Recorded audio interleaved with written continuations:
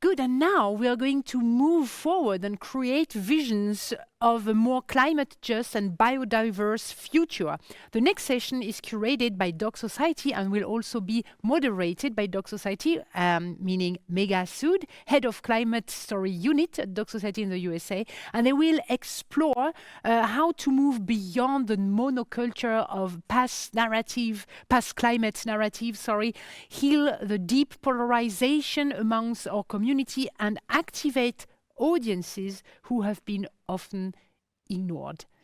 I'll let you together with Megha Sood of DocSociety. Thank you.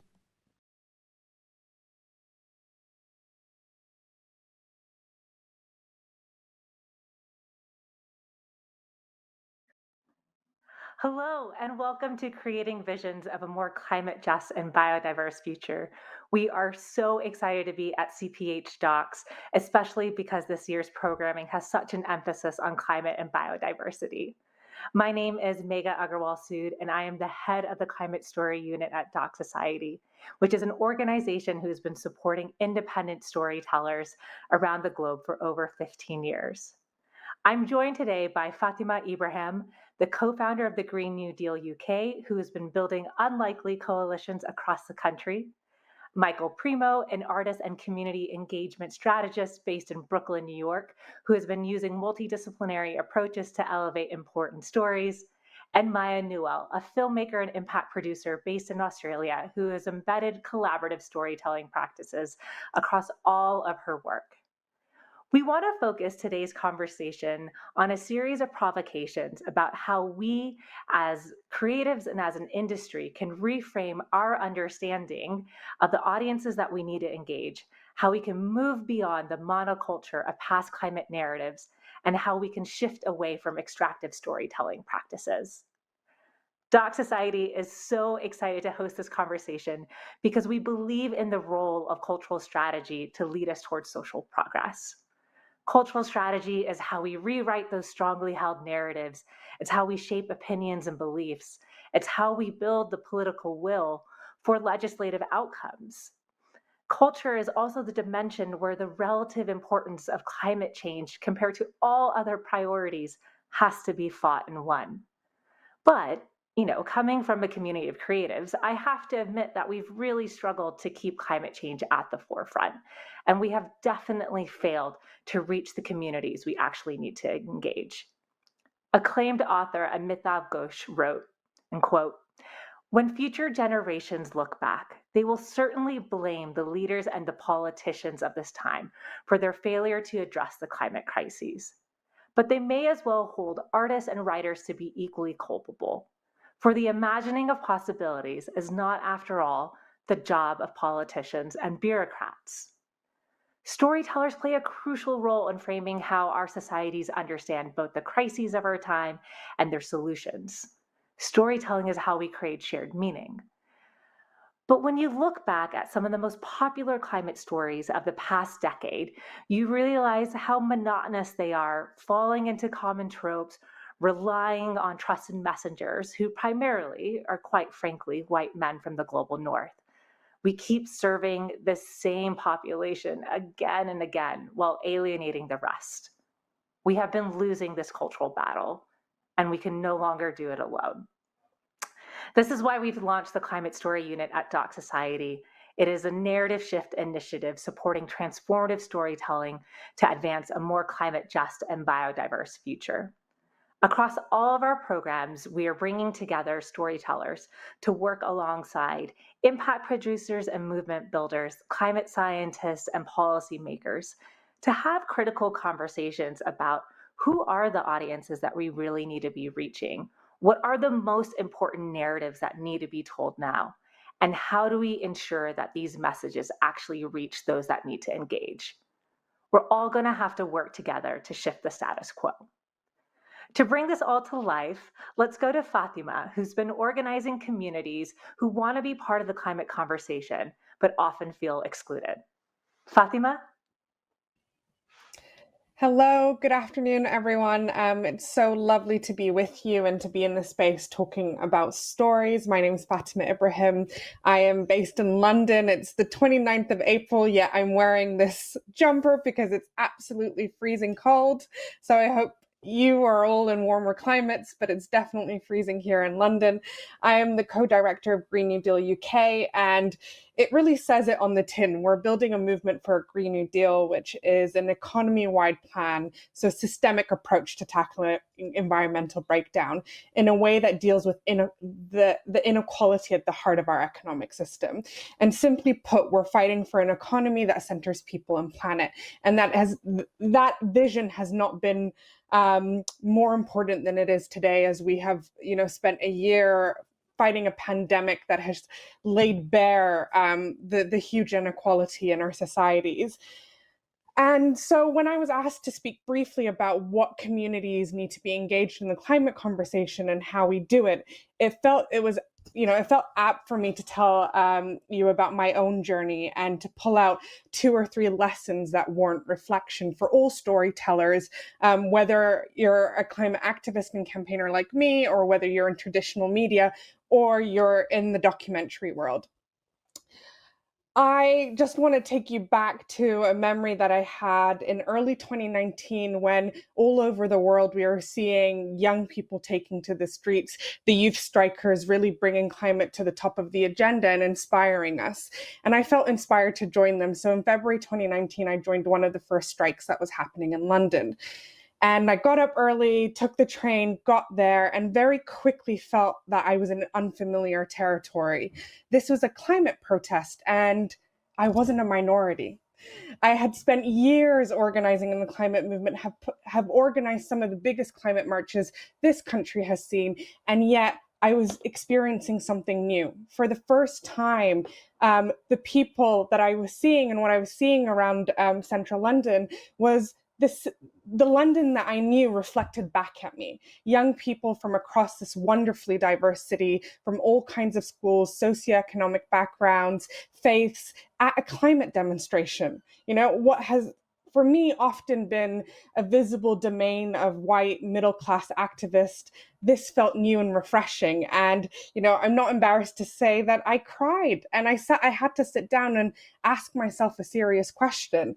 How had the climate strikers managed just in a few weeks to do what the NGO and the climate movement at large hadn't been able to do for decades? And in speaking to people and reading the placards and listening to the speeches that were happening, I wrote one of my first op-eds in ID magazine about my experience. And for me, the thing that became very clear is that the youth strikers weren't just talking about climate breakdown in isolation as an issue of us, relying on fossil fuels and needing to change how we power our economic system. But what they were talking about was a system that was not serving people, most people everywhere, and was also plundering our planet. They were talking about how a decade of austerity had dismantled and broken apart communities and made them less resilient.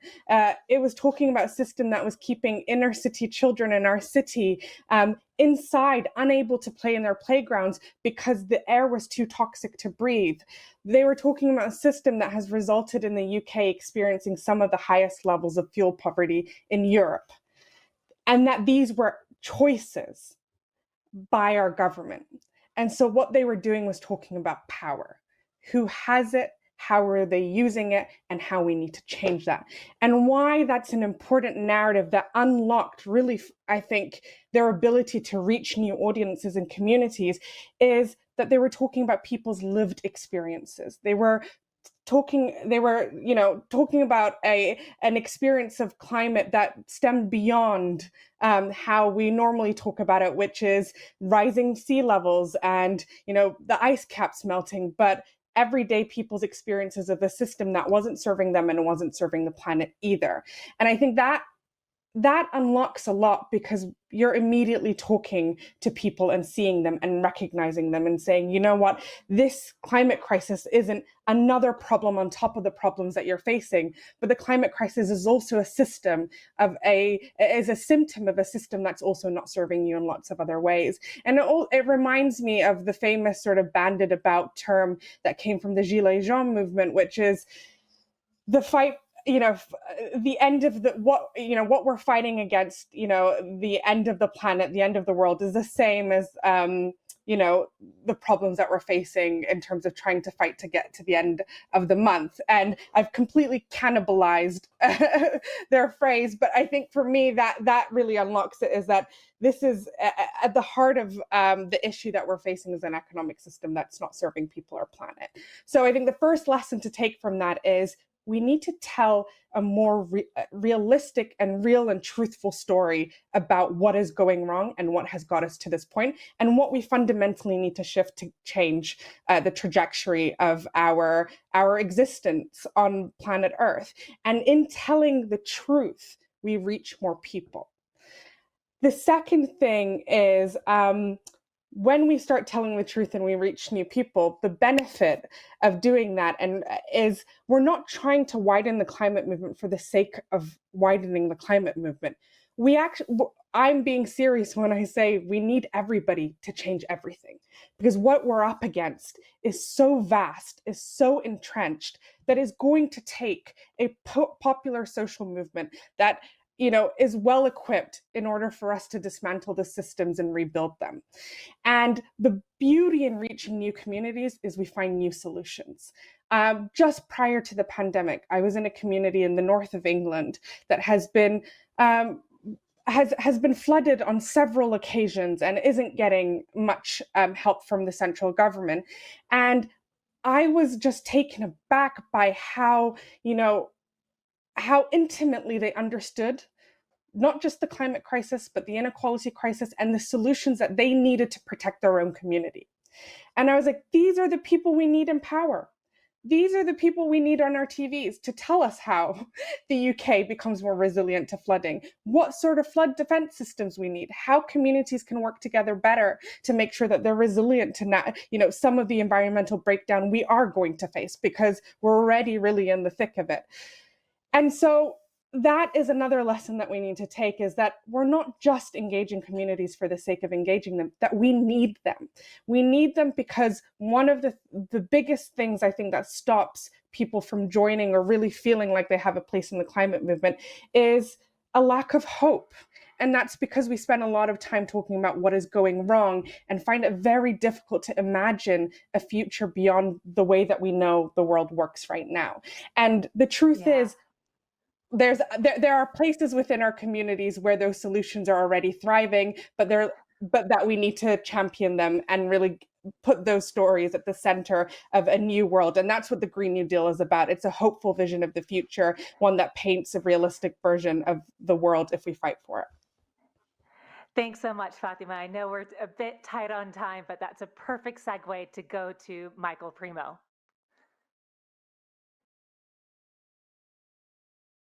Hi, thank you very much for inviting me to participate in this conversation. It's an honor to be at this festival, and I love to hang out with my DocSociety family and talk about these critical issues of how we can help proliferate stories.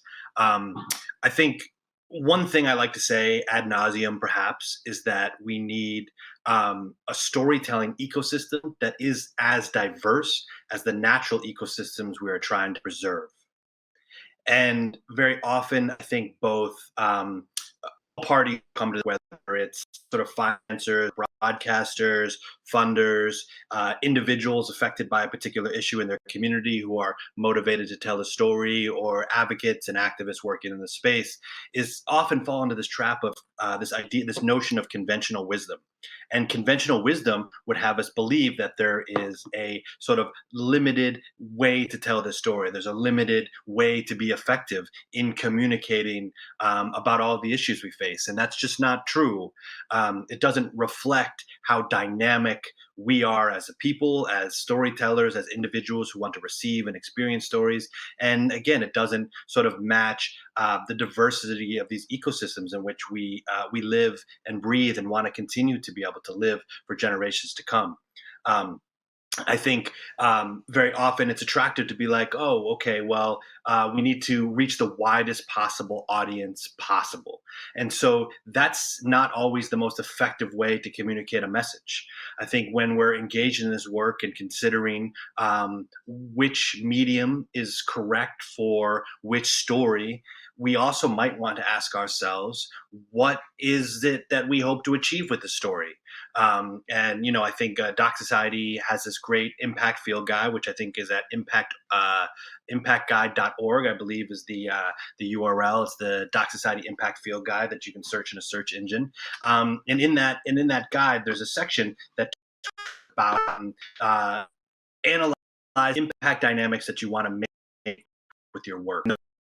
Changing minds, changing structures, building community or building movements, or changing behaviors. And those don't encompass all of the plethora of ways that a project can have an impact, but it's a great place to start to really consider what it is that you want to achieve with a particular story you're making. And so I bring that up almost before talking about the proliferation of narratives and mediums, because for some people, it's really useful to sort of start at what you want to do to help inform how you go back to inform the process by which you engage to get those preferred outcomes. And so, there's a lot of different mediums that people enjoy. Digital platforms allow us to disseminate things broadly and widely, but that doesn't always mean that what you're sharing is being heard or making the impact that you want to. Often there's this impulse to go wide, but you can go wide, but that doesn't mean you're going deep. And sometimes you need to not sacrifice the impulse to go wide if you want to go deep and make a particular sort of impact in a particular community. And so I think in that vein as well, we often try to shoehorn stories into a medium that they don't necessarily want to be in. Like every story doesn't need to be a 60-minute, 90-minute feature-length film. You can be just as effective telling a story in a multitude of other forms, like a live installation or exhibit, podcast, audio, radio, live performance in theater as well. I think very often, particularly in the digital space, we just think that everything needs to be a feature film.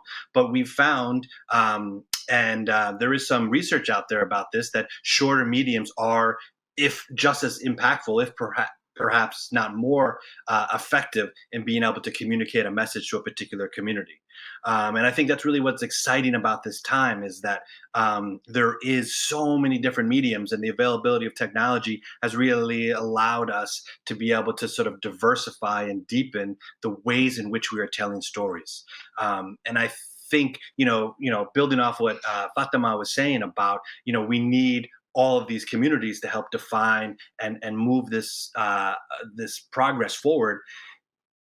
We need stories that reflect that diversity as well. I'm sure in your personal life, you have friends who are maybe obsessed with podcasts, maybe obsessed with binging whatever the latest streaming thing is, and will watch 10 hours of content in a weekend, right? And so we need to have these things in all of these different platforms. And also, I think that there is an impulse from distributors and broadcasters and financiers that shorter form content means, oh, we just need to make a smaller investment because this shorter thing might cost less. And while certainly an hour and a half long film that takes 5 years to make might not cost as much as a short film, shorter form content doesn't automatically assume a lesser investment is required.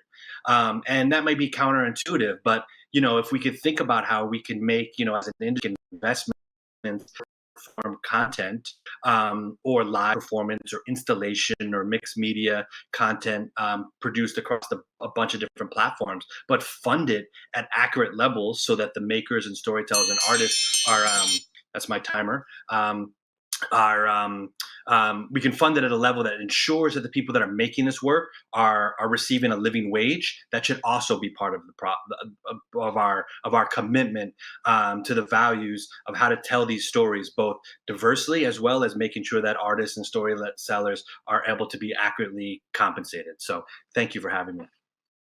Thanks so much, Michael. And that's a great segue into Maya Newell. She is actually based in Australia. It's the middle of the night for her, so we have a pre-record from her. Let's go ahead and play her video. Hi, so my name's Maya Newell. I'm a filmmaker and impact producer from Australia. And I'd just like to start by acknowledging the Gadigal lands in which I'm tuning in from today, from beautiful Sydney, and acknowledge elders past, present and emerging. Indeed, the land here in Australia was never ceded. I've been asked here to talk a little bit about the filmmaking practices that I've used in my films. I made 2 features, a film called Gaby Baby and another one called In My Blood It Runs, with beautiful teams of people.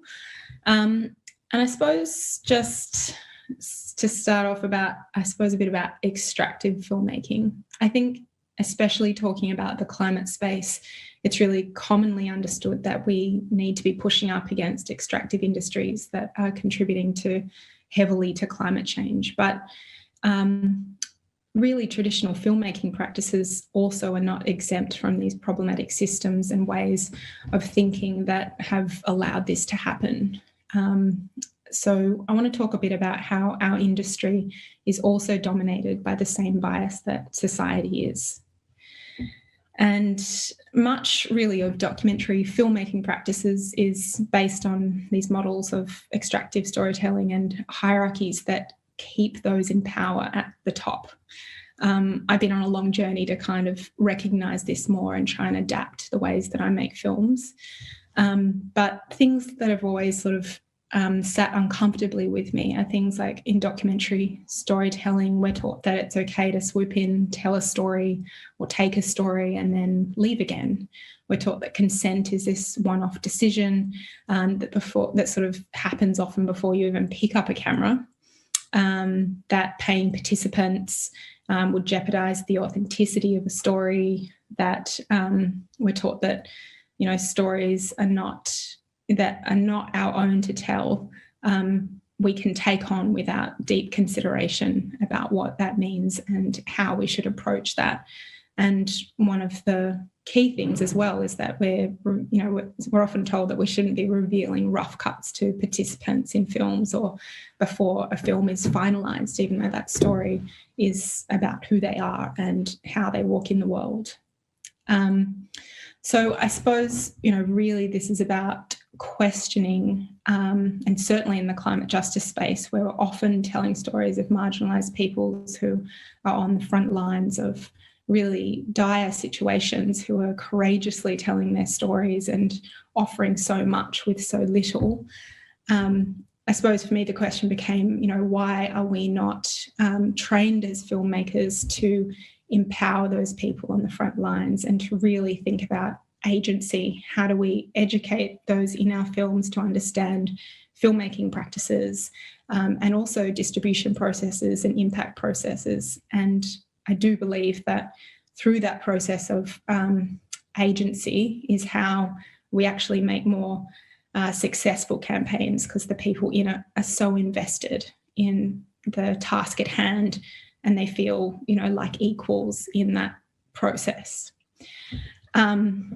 So I suppose what I'm talking about is really collaborative filmmaking and co-design, which is really important to say up front is certainly not something that's new, and it's something that a way of working that has been led for many, many generations, largely by artists of colour, largely by First Nations filmmakers who have always worked in this way. But I think those projects are often set aside, or we're told that they're kind of just community projects.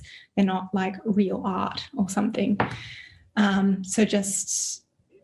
I've in particular learnt so much from working with Rachel Edwardson, from Larissa Barrent, who are the leading producers on my latest documentary, In My Blood It Runs. But just to step back, I suppose it's nice to have real examples of this. And when I was making Gaby Baby, that was my first feature. It's about children being raised in same-sex families, queer families, in the midst of the marriage equality debate in Australia. That's my story. I've got two lesbian mums, and we found that our voices as children in these families were missing from the public debate, and everyone, decided that they knew what it was like, that we were damaged in some way by our parents. And that film was really a moment to take hold of our own representation and tell the public what our lives were like. And while that film was not me in the film, it was 4 beautiful 10-year-olds navigating the world, I learned really the power of representation and just how important it is to get that right. And so we worked really collaboratively with those young people who then went on to, design and model their own stories, and also the campaign for the film, which incidentally got us banned by the government. But then moving on to In My Blood It Runs, that was made collaboratively with all the Arundel Garoa families in that film. It's about a young Garoa Aboriginal boy growing up in Alice Springs in the Central Desert. And we, with the leadership of Rachel, who is one of the First Nations producers, we designed a model of collaboration which centred the family at every decision, I suppose, and in workshops before we even picked up the camera, through rough cut, through fine cut. We had an amazing model of, I suppose, sharing profits and fees, which is something that we don't often do in documentary, but makes a lot of sense. Those people have given so much of their time, and it's a real fallacy to say that, people would only do it for the money and therefore your story is inauthentic. But I suppose the main point there is that there's a whole model, which was, we sat down with the families at the start and then continued and adapted that and changed it. Things like longer timelines to allow for that collaboration to happen, things like a massive advisory team who were support network for those people in the family, so that all of that representation didn't sit solely on them.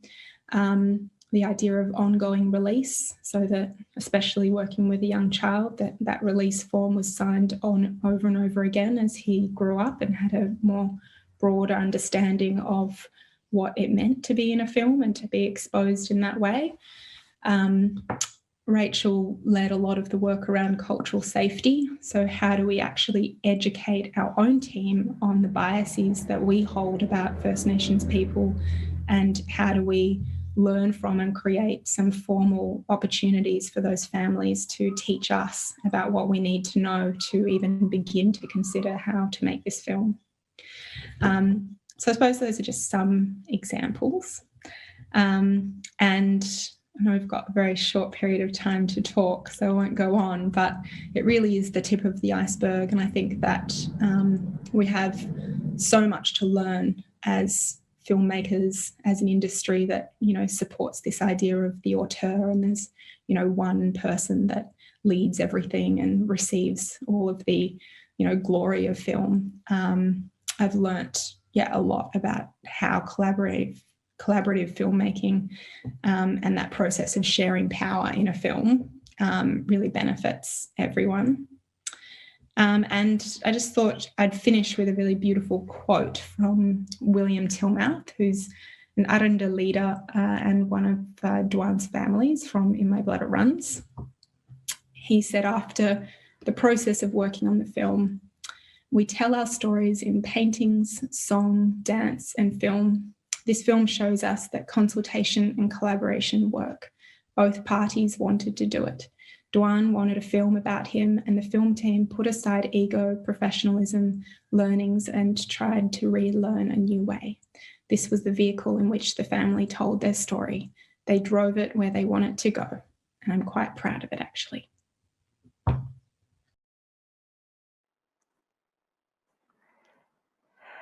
Thank you, Fatima, Michael, and Maya, for your provocations.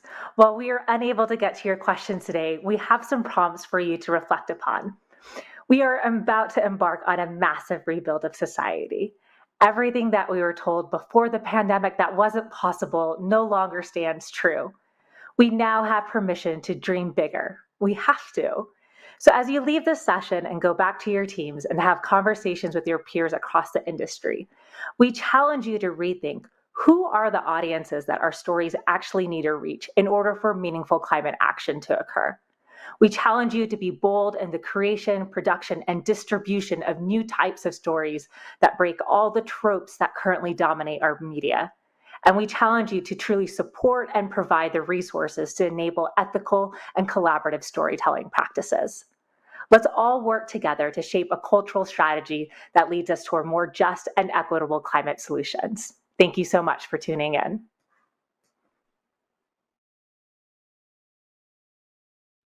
Thank you so much, Megha, Fatima, Michael, and Maya for this talk. And it was really great to see that you were bridging also representation power to climate rebellion. I was saying everything is intertwined. So that's very good angle. And I love the we challenge you.